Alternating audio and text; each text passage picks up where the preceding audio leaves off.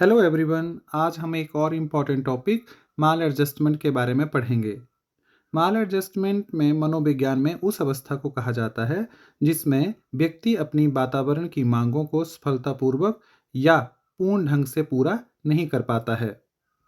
साधारण शब्दों में कुसमायोजन या माल एडजस्टमेंट का अर्थ है व्यक्ति और उसके वातावरण के बीच में असंतुलन। माल एडजस्टमेंट जो है वो व्यक्ति की योग्यताओं और क्षमताओं तथा उसके वातावरण के बीच मानसिक द्वंद्व और संघर्ष से प्रारंभ होता है। वे सामान्य जीवन व्यतीत नहीं कर पाता है क्योंकि वे दुखी रहता है और मानसिक अस्वस्थता के कारण वे साधारण बच्चों की तुलना में डिफरेंस क्रिएट हो जाता है। अगर हम करेक्टरिस्टिक्स की बात करें कि कौन कौन सी विशेषताएं हैं जो माल एडजस्टेड बच्चों में पाई जाती हैं। फर्स्ट है शाई एंड लो कॉन्फिडेंस। ऐसे बच्चों जो है वो संकोची किस्म के या आत्मविश्वास की कमी पाई जाती है। वे सामान्य बच्चों की तुलना में कम आत्मविश्वासी होते हैं। सेकंड है फेयरफुल, भयभीत, डर, कि ऐसे बच्चों को डर जो है वो लगा रहता है। देन नेक्स्ट है एंग्जाइटी, चिंता, कि वो हर बात को एंग्जाइटी बढ़ा देते हैं, कि चिंता करते हैं हर चीज़ की। देन नेक्स्ट है इमोशनली इंस्टेबिलिटी, कि वो भावनात्मक रूप से अस्थिर होते हैं। उनके इमोशन जो हैं वो स्टेबल नहीं होते हैं, इस वजह से वो डिसीजन नहीं ले पाते हैं। देन नेक्स्ट है सोशल विड्रॉल अर्थात सामाजिक अलगाववाद, कि अलगाव का अर्थ है कि वो समाज में अपने आप को एडजस्ट नहीं कर पाते हैं। देन नेक्स्ट है एग्रेसिव बिहेवियर, उनका जो व्यवहार है वो आक्रामक होता है। वो छोटी छोटी बात पे जो है वो आक्रामक रूप जो है वो ले लेते हैं। देन नेक्स्ट है पुअर एडजस्टमेंट इन स्कूल्स, कि वे स्कूल में अच्छी तरह से अपने आप को एडजस्ट जो है वो नहीं कर पाते हैं। देन नेक्स्ट है आइसोलेशन, अकेलेपन की भावना, कि ऐसे बच्चे जो है वो अकेला महसूस करते हैं क्योंकि वो दूसरे ग्रुप के बच्चों के साथ जो है वो आसानी से जो है वो घुल मिल नहीं पाते हैं। देन नेक्स्ट है बैड टेम्पर, जिसका अर्थ है चिड़चिड़ापन, कि ऐसे बच्चे जो हैं उनके बिहेवियर में चिड़चिड़ापन जो है वो साफ देखा जा सकता है। देन लास्ट है इन्फीरिटी कॉम्प्लेक्स, कि ऐसे बच्चों में हीन की भावना अधिक होती है।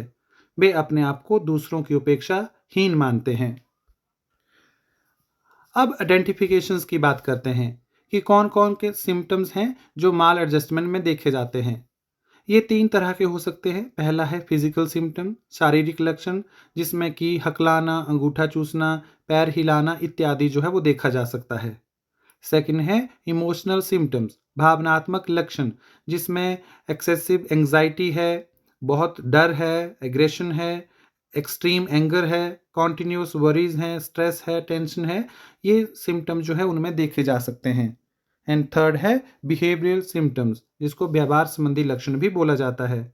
इसमें अकेलापन, बार बार घबराना, झूठ बोलना, चोरी करना या जो इमोरल बिहेवियर है वो हमें देखने को मिलता है। ये सभी सिम्टम जो हैं वो माल एडजस्टेड बच्चे में पाए जाते हैं। अब हम जानते हैं कि techniques of identification mall adjustment, कि कौन कौन सी तकनीक है जिसके माध्यम से हम पहचान सकते हैं कि बच्चे में माल एडजस्टमेंट है। फर्स्ट है ऑब्जर्वेशन, कि किसी भी बच्चे की कॉन्टिन्यूस ऑब्जर्वेशन से हमें पता चल जाता है कि वो बच्चा माल एडजस्टेड है और वो सामान्य बच्चों की तुलना में आसानी से एडजस्टेड नहीं हो सकता है। सेकंड है इंटरव्यू, कि किसी बच्चे के साथ जो है वो इंटरव्यू लेके हम जान सकते हैं कि उसमें माल एडजस्टमेंट के गुण जो हैं वो पाए जा रहे हैं। या थर्ड है use of test and inventories, कि भारत में बहुत से टेस्ट हैं जिनके माध्यम से हम जो है जान सकते हैं कि बच्चा माल एडजस्टेड है। जैसे कि बेल जो इन्वेंट्रीज है, मिनेसोटा है, गिलफर्ड है, थर्स्टन है, कैलिफोर्निया परीक्षण है, सक्सेना परीक्षण है इत्यादि। अब हम जानेंगे causes of mall adjustment in children. First है, वैसे तो ये ब्रॉडर सेंस में सब्जेक्टिव, ऑब्जेक्टिव, सोशल और स्कूल फैक्टर हो सकते हैं, बट इनको हम जो है वो लेमन सेंस में लिख सकते हैं। जैसे कि फर्स्ट है फिजिकल डिफॉर्मिटीज, शारीरिक विकृतियाँ, जिसमें बच्चे में देखने, सुनने, बोलने में असमर्थ बालक जो हैं उनमें जो है वो हीन भावना जल्दी उत्पन्न होती है, इस वजह से वो एडजस्टेड नहीं हो पाते हैं। सेकंड है सेंसरी डिफेक्ट्स, कि जो दूर या निकट दृष्टि दोष हैं, जिसकी वजह से भी बच्चों में हीन की भावना डेवलप होती है और वो अधिक अच्छी तरह से पढ़ाई जो है वो करने में असमर्थ होते हैं। इसलिए वे बालक जो है वो समाज में असमायोजित हो जाते हैं। देन नेक्स्ट है अनहेल्दी एनवायरनमेंट, कि जो एनवायरनमेंट है आसपास का वो अच्छा नहीं है, तब भी बच्चे में माल एडजस्टमेंट डेवलप होने के चांसेस ज़्यादा होते हैं। देन नेक्स्ट है पावर्टी, गरीबी। गरीबी के कारण भी बच्चे जो है वो असमायोजित होते हैं, क्योंकि जैसे जैसे वो उच्च वर्ग के बच्चों के साथ या अधिक अमीर बच्चों के साथ इंटरेक्ट करते हैं तो उनमें हीन की भावना डेवलप होती है, जिसकी वजह से वे सामान्य स्थितियों में अपने आप को एडजस्ट नहीं कर पाते हैं। देन नेक्स्ट है पेरेंटल एटीट्यूड, कि माता पिता का व्यवहार अभिवृत्ति कैसी है, कि माता पिता अगर बच्चे को अस्वीकार कर दें या उनके प्रति निग्लेक्टेड बिहेवियर शो करें, तब भी बच्चा माल एडजस्टमेंट में चला जाता है, वो करता है। देन नेक्स्ट है लेवल ऑफ इंटेलिजेंस, कि बच्चों का बुद्धि का स्तर कितना है। अगर बुद्धि का स्तर जो है वो बहुत कम है, तब भी बच्चा जो है पिछड़ा हुआ होगा और वो दूसरों के साथ जो है वो आसानी से एडजस्टेड नहीं हो सकता है, क्योंकि भी अपनी क्लास के लोगों के साथ जो है वो मुकाबला करने के लिए सक्षम नहीं होता है। देन नेक्स्ट है सिकनेस, बीमारी। बीमारी की वजह से भी उसे समाज तथा विद्यालय में एडजस्टमेंट में प्रॉब्लम आती है, क्योंकि बार बार बीमार होना और बच्चा जो है अपनी अचीवमेंट को अचीव नहीं कर सकता है। देन नेक्स्ट है डिफेक्ट करिकुलम। डिफेक्टिव करिकुलम का अर्थ है कि बच्चा जो है वो करिकुलम जो है उसके अकॉर्डिंग नहीं है, उसके मेंटल लेवल के अकॉर्डिंग नहीं है, तब भी बच्चा जो है वो आसानी से एडजस्ट नहीं हो सकता है। देन नेक्स्ट है प्यूपिल टीचर रिलेशनशिप, कि छात्र शिक्षक संबंध, कि हो सकता है कि टीचर का बिहेवियर जो है वो रूड है उसके प्रति, या वो बच्चे के साथ जो है वो भावनात्मक रूप से अच्छा व्यवहार नहीं करता है, तब भी बच्चा जो है वो माल एडजस्टेड होगा। देन नेक्स्ट है डिफेक्टिव करिकुलम। अगर दोषपूर्ण पाठ्यक्रम होगा तो भी बच्चा जो है वो अपने आप को क्लास में एडजस्ट नहीं कर पाएगा, क्योंकि वह उसके मेंटल लेवल के अकॉर्डिंग नहीं होगा। नेक्स्ट है हाई सेंस ऑफ मोरालिटी, अत्यधिक नैतिक भावना। जिन बच्चों के माता पिता बच्चों में अत्यधिक नैतिक भावना का विकास करना चाहते हैं, उसकी वजह से वे बच्चा जो है वो माल एडजस्टेड हो जाता है, क्योंकि उसके कठोर नियमों का पालन करना पड़ता है। देन नेक्स्ट है अडॉप्शन, गोद लेना। जब हम किसी बच्चे को गोद लेते हैं और बाद में उसको पता चलता है तो उसमें जो है वो हीन भावना डेवलप हो जाती है और वो सोसाइटी या स्कूल में अच्छी तरह से जो है वो एडजस्ट नहीं हो पाता है। देन नेक्स्ट है बैड नेबरहुड, खराब पड़ोस। आस पड़ोस का अगर एनवायरनमेंट खराब होगा तो ऑटोमेटिकली बच्चा जो है वो वेल एडजस्टेड नहीं होगा। देन नेक्स्ट है सोशल मीडिया, कि जिस देश में जहाँ आप रहते हैं वहाँ का जो सोशल मीडिया है वो कैसा है। अगर वो नेगेटिविटी शो कर रहा है या बच्चों के सामने परोस रहा है तो ऑटोमेटिकली बच्चे जो है वो एडजस्टेड नहीं होंगे।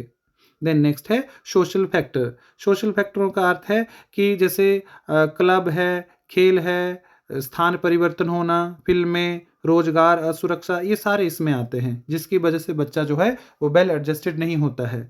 देन नेक्स्ट है इमोशनल फैक्टर्स, भावनात्मक कारण। भावनात्मक कारणों का अर्थ है कि अगर वो भावनात्मक रूप से वीक है और उसे वैसा ही एनवायरनमेंट मिलता है तो वो अच्छी तरह से अपने आप को एडजस्ट नहीं कर पाता है। और लास्ट है टीचर बिहेवियर, कि शिक्षक का व्यवहार कक्षा में कैसा है उसके प्रति। अगर वो नकारात्मक है तो ऑटोमेटिकली बच्चा जो है वो एडजस्टेड नहीं होगा।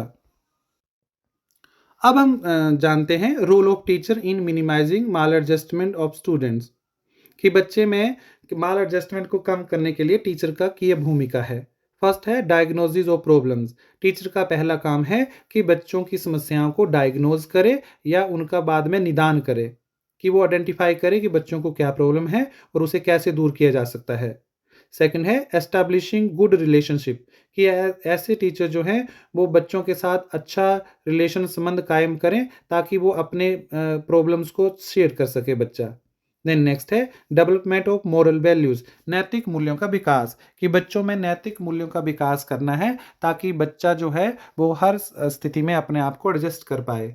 देन नेक्स्ट है डेवलपिंग इंटरेस्ट, बच्चों में रुचियों का विकास करना ताकि बच्चा जो है वो अपने इंटरेस्ट के अकॉर्डिंग एजुकेशन ले सके और सोसाइटी में एडजस्ट हो सके। देन नेक्स्ट है प्रॉपर प्लानिंग ऑफ कंपटीशन, कि ऐसे बच्चों के लिए प्रॉपर प्लानिंग करके उनको कंपटीशन की भावना डेवलप करनी चाहिए ताकि वो लोगों के साथ जो वो compete कर पाएँ।